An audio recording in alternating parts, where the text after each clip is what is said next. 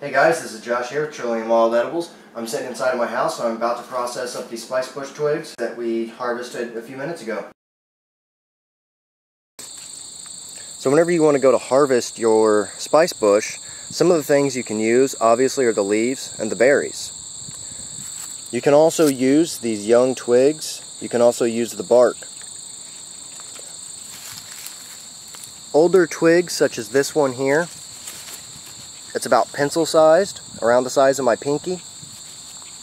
Those are too big to use. They'll still have some flavor, but they'll be a little more bitter. And you won't notice that extremely aromatic scent whenever you use these big twigs for your teas. So if you want the most flavor from spice bush, you're best using these young twigs and the leaves. And here on this twig, you guys may be able to see the color change. You see how right above the tip of the scissors, the color changes from a darker brown to a gray on the bark of the twig. That's something else I use as an indicator for which part of the twigs I'd like to harvest. You want to harvest everything that's dark brown or green. You don't want to harvest the twigs that are gray. The reason for that is, like I said before, they are a little more bitter and they don't have as much flavor to them. Alright, so once you've got your spice bush twigs and you're inside your house, or you can do this outside, you can do it at the park where you harvested them. It just depends on who you are and what you feel like doing with them, I guess. I really like throwing things that I forage that I'm not going to be using into my compost pile. You may be different. However, the first thing we're going to do is we're just going to shuck all these leaves off, and you can pluck them off one by one. Or you can grab a twig and you can shuck them all off like that.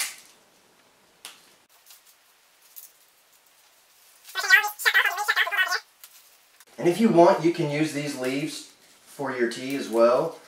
Like I said, out in the field, I generally don't use the leaves, especially this time of year. In the early spring, the leaves are actually really good for tea.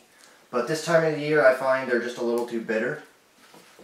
For my personal liking. However, you may be different. You may like the bitterness of them. Some people do.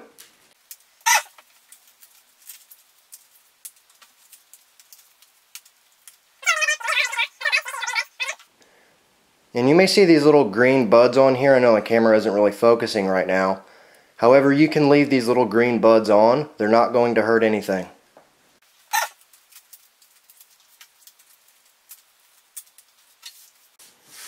Okay, so now that we've got all of our leaves clipped off our spice bush twigs and our house reeks of spice bush, the next thing you want to do is you want to rinse off your twigs in the sink, and after you've rinsed them off, go ahead and take your scissors and just cut them up into pieces that are around 2 to 3 inches in length,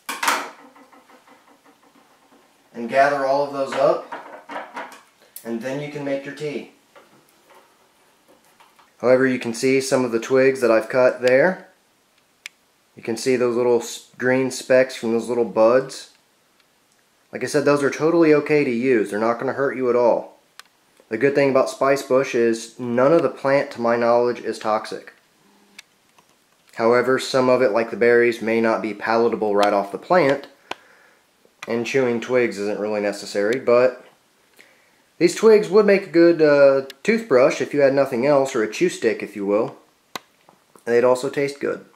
So we're just going to take those and we're going to cut the rest of those up to that size over there, about 2 to 3 inches.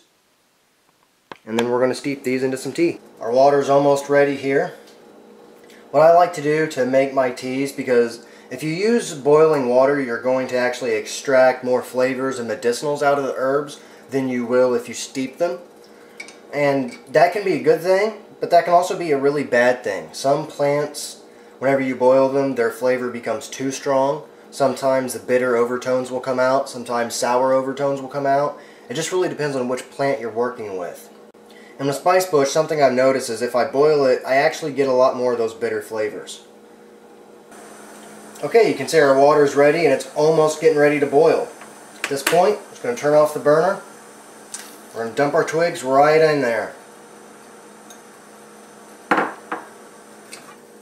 Once you get your twigs in, what I like to do is just kind of shake it around a little bit, just like you're making any other tea, like you would dunk a tea bag.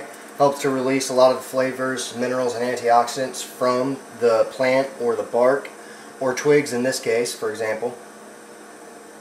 Okay, so we've got our spice bush twigs in our hot water. We're just going to let this steep for 10 to 15 minutes, and then I'll get back to you.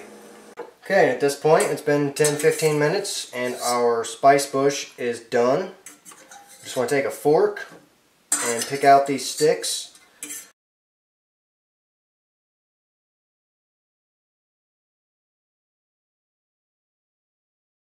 Okay, and as you can see, our spice bush is all taken out, and you may notice that this water is actually clear.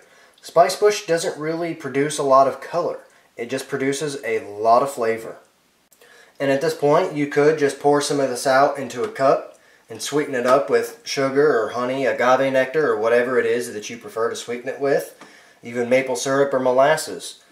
However, you could also put some sugar in here. You know, there's about 1.5 cups of water, so you probably want to put anywhere from 1 cup to 1.25 cups of sugar.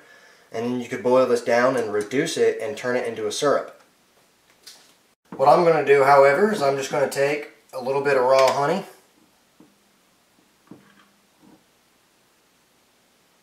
I'm going to put myself a little bit of raw honey in this cup, and I'm going to make myself a little bit of spice bush tea.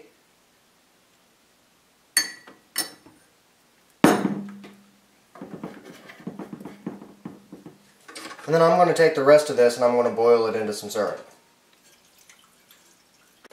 Alright, our tea's done, our honey's melted. It's ready to drink.